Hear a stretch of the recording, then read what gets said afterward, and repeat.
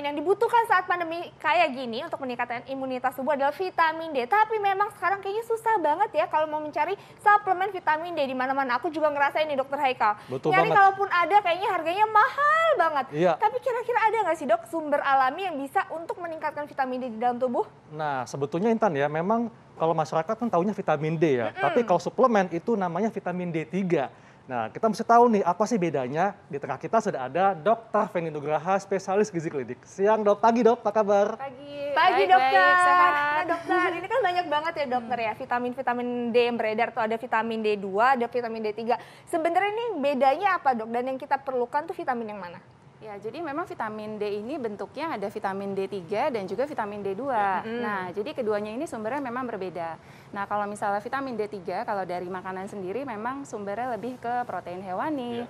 Gitu. Jadi contohnya seperti ikan-ikanan, kayak ikan, mungkin yang kita kenal sumber vitamin D itu ikan salmon ya. Iya. Ternyata nggak hanya dari ikan salmon, ternyata vitamin D juga ada di ikan-ikan berlemak lainnya.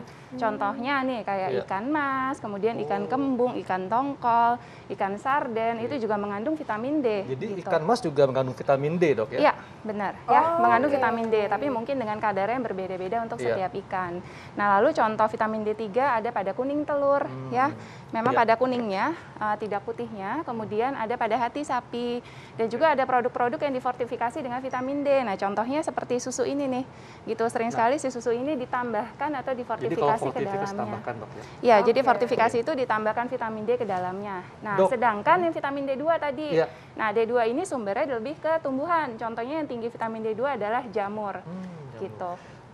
Jadi jamur itu mengandung vitamin D juga dok ya? Iya. Tapi D2. D2. Jadi kalau dari ininya dia ikatan rangkapnya tuh berbeda antara D3 dan D2, sama ada gugus metilnya. Jamur apa dok? Apakah semua jamur atau tertentu? Nah, jamur yang mengandung vitamin D2 adalah jamur yang dibiarkan atau ditumbuhkan di luar yang terkena cahaya sinar matahari gitu. Kalau di dalam itu tidak.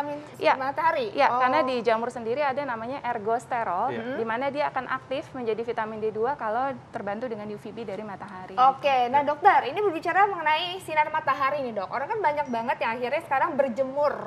Ini untuk terkena sinar matahari. Ini fakta atau mitos dok? Kalau berjemur di bawah sinar matahari tidak cukup memenuhi vitamin D di dalam tubuh. Ini fakta atau mitos? Itu mitos, Tan. Mitos? Iya, jadi memang sebenarnya sumber terbesar kita untuk vitamin D, 90% itu didapatkan dari matahari. Dari pajanan, matahari dok? Iya, dari pajanan sinar matahari. Nah, jadi di kulit kita ada namanya provitamin D3, atau kita kenal dengan 7-dehidrokolesterol. Nah, dia akan menjadi aktif ketika terkena UVB dari matahari, kemudian masuk di metabolisme di hati, masuk ke ginjal untuk diaktifasi dalam bentuk vitamin D yang aktif, yaitu kalsitriol. Nah, di mana sebenarnya walaupun terpapar, angka kejadian faktanya nih ya, angka kejadian kekurangan atau defisiensi dari vitamin D di Indonesia sendiri itu masih cukup tinggi. Gitu, walaupun kita Indonesia terletak, kita negara tropis gitu ya, memang mendapatkan matahari gratis setiap harinya. Nah, ini mungkin ada beberapa faktor dan fakta yang menarik. Yang pertama bisa karena faktor geografis. Jadi misalnya musim, posisi lintang atau letak lintang suatu daerah ini akan berpengaruh terhadap sinar matahari yang didapat. Yang kedua bisa karena polusi udara, itu juga berpengaruh sinar mataharinya jadi berkurang yang masuk ke dalam permukaan bumi. Dan juga faktor dari diri sendiri apa saja, misalnya nih usia lanjut, semakin usia lanjut maka untuk menghasilkan dari provitamin D3 itu akan menjadi berkurang. Nah, terus ada faktor lain, misalnya nih orang Indonesia cenderung keluar rumah menggunakan sunblock, misalnya menggunakan payung, menggunakan tangan panjang gitu ya Tan. Biasanya takut kena matahari. Nah, ada lagi obesitas nih. Obesitas juga ternyata bisa menurunkan, bisa meningkatkan resiko kekurangan dari vitamin D. Dan terakhir yang menjadi isu penting sekarang adalah kelainan atau variasi genetik. Ternyata genetik juga pengaruh ya? Iya, jadi genetik sendiri akan berpengaruh di mana kelainan dari enzim yang membantu metabolisme dari vitamin D bentuk aktif, sehingga walaupun sudah terpapar matahari segimanapun, ternyata tetap kadar vitamin D-nya rendah. Nah, inilah yang butuh suplementasi, dok. Gitu. Jam berapa, dok? Jam yang optimal untuk bisa mendapatkan vitamin D dari matahari?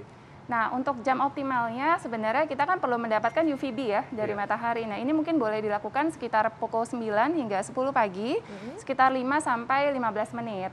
Jadi boleh 5 sampai 15 menit 5 hingga 15 menit, nggak usah terlalu lama. Nanti kalau terlalu lama nanti jadi sunburn atau jadi kemerahan gitu. Dan juga jika kelamaan malah resiko terjadinya kanker kulit. Nah, ini yang berbahaya. Berapa kali seminggu dok? Apakah boleh tiap hari atau gimana? Nah, sebenarnya kalau dari rekomendasinya ini dari Perdoski itu seminggu itu 2 sampai 3 kali. Tapi memang kalau ingin dilakukan setiap hari boleh untuk memenuhi kebutuhan vitamin D. Dan ingat, nggak boleh hanya mengenai tangannya aja gitu. Jadi memang mengenai minimal dikatakan tuh kedua lengan dan juga kedua tungkai. Dan punggung dok ya? Dan punggung boleh. Oke, Ya. nah ini boleh harus pakai sunblock gitu nggak sih dok kalau kita mau berjemur di atas sinar matahari? Nah, sebenarnya si sunblock ini kan dia penghalang ya. Jadi sebenarnya kalau pakai sunblock malah menghalangi UVB yang masuk ke dalam gitu. Oh, jadi sebaiknya tidak usah pakai? Iya, mungkin kalau sunblock terutama perempuan ya, mungkin bisa digunakan di muka. Mungkin area lainnya tidak perlu menggunakan sunblock gitu. Oke. Dok, tadi kan dikatakan diperlukan konsumsi suplementasi vitamin D3. Nah, suplementasi vitamin D3 ini dianjurkan setiap hari, sangat dianjurkan setiap hari. Ini fakta atau mitos, tapi nanti dok jawabnya. Kita kasih simak jawabannya sesaat lagi, tetap di Hidup Sehat. Ya pemirsa, kita masih membahas tentang vitamin D. Di zaman pandemi saat ini, banyak sekali orang yang panik buying membeli suplemen vitamin D3. Tapi apakah kita tahu dosis yang disarankan?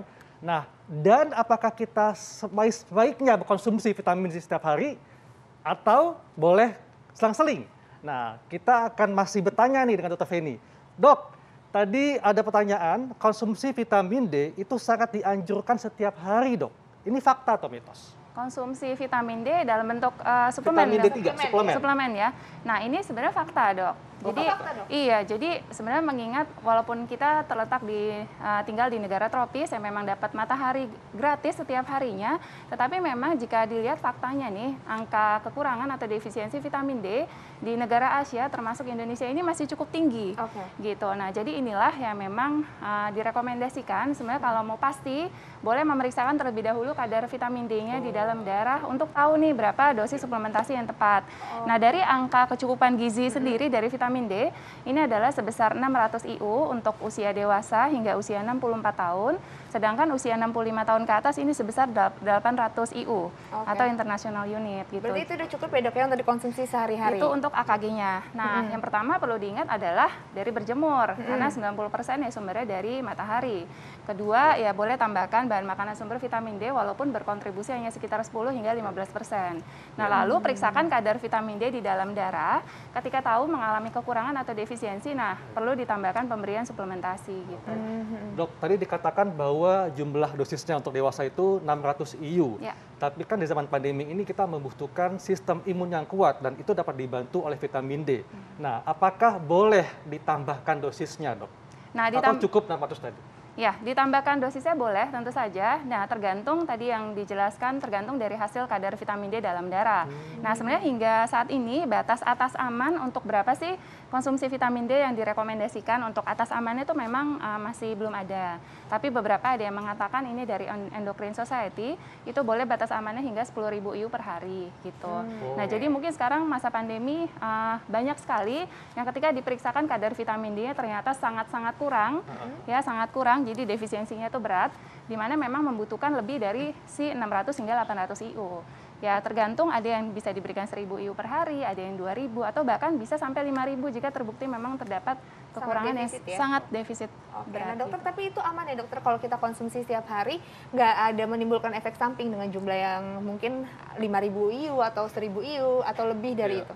Nah, tentu saja yang namanya vitamin dan juga mineral jika berlebihan ada namanya toksisitas atau memang kelebihan atau hipervitaminosis dari vitamin D itu ada gitu. Nah, tetapi balik lagi hingga saat ini belum diketahui berapa batas atas amannya ya. Jadi memang kalau saran saya bagi Anda yang memang ingin meminum suplementasi baiknya memang diperiksakan terlebih dahulu kadar vitamin D-nya agar diketahui berapa sih dosis suplementasi yang tepat untuk Anda gitu.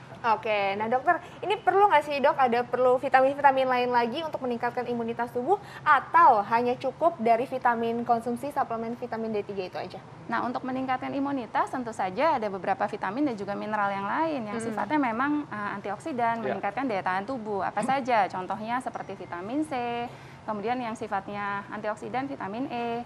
Nah, lalu ada vitamin A, kemudian untuk mineral ada zinc, ada selenium. Nah, ini banyak gitu.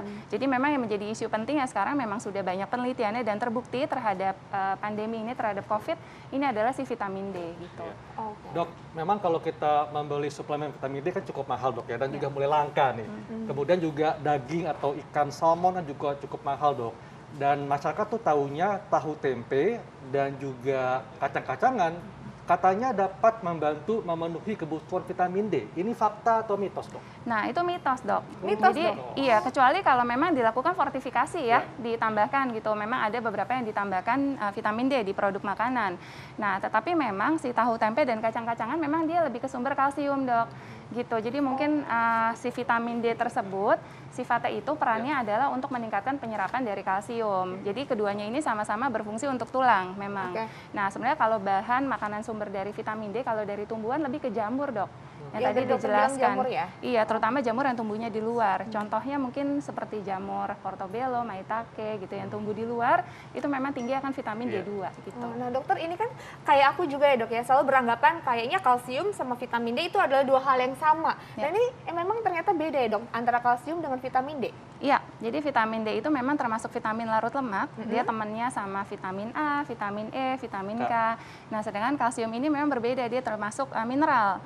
Ya, tetapi keduanya memang fungsinya berbarengan. Jadi sama-sama untuk kesehatan tulang dan juga gigi. Di mana vitamin D ini dalam bentuk kalsitriol, di mana dia akan meningkatkan atau membantu penyerapan dari kalsium.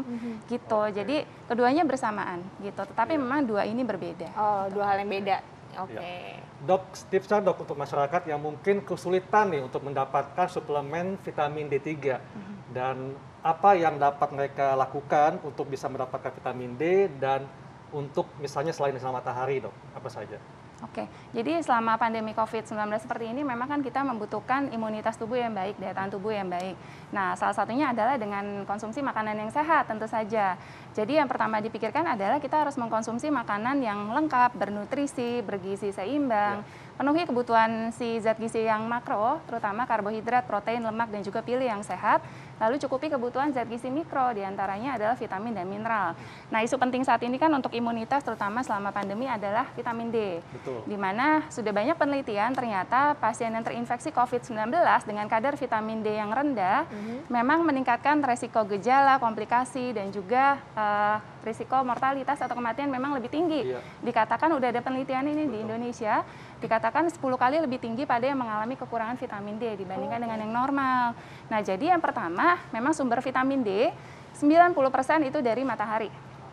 Jadi selain konsumsi makanan yang sehat, yang kedua harus berjemur berbarengan dengan olahraga pagi.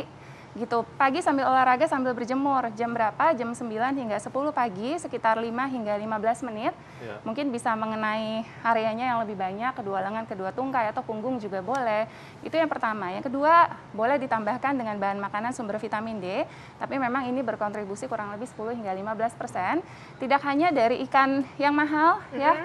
Bisa dari ikan-ikanan yang memang banyak di sini seperti ikan mas, ikan kembung, ikan tongkol, kemudian ikan sarden, itu juga tinggi akan vitamin D.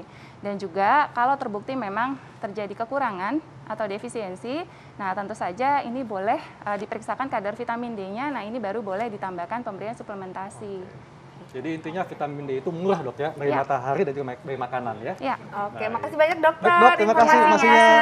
Semoga ini clear ya buat saya juga buat pemirsa di rumah. Nah, tapi Dokter Haikal, kayak sekarang kan memang angka COVID semakin tinggi ya, Dok ya. Kalau misalnya kita swab nih, terus terkonfirmasi positif, pasti mau nggak mau melakukan isolasi mandiri. Nah, tapi sebenarnya tata caranya ada nggak sih, Dok, yang aman? Karena kan banyak banget berita yang akhirnya mereka isoman dan berakhir fatal, Dok. Nah, itu betul sekali, Intan. Makanya nanti kita akan membahasnya bersama Dr. Alexander Ginting dari Satgas COVID-19 sesaat lagi, tetap di Hidup Sehat.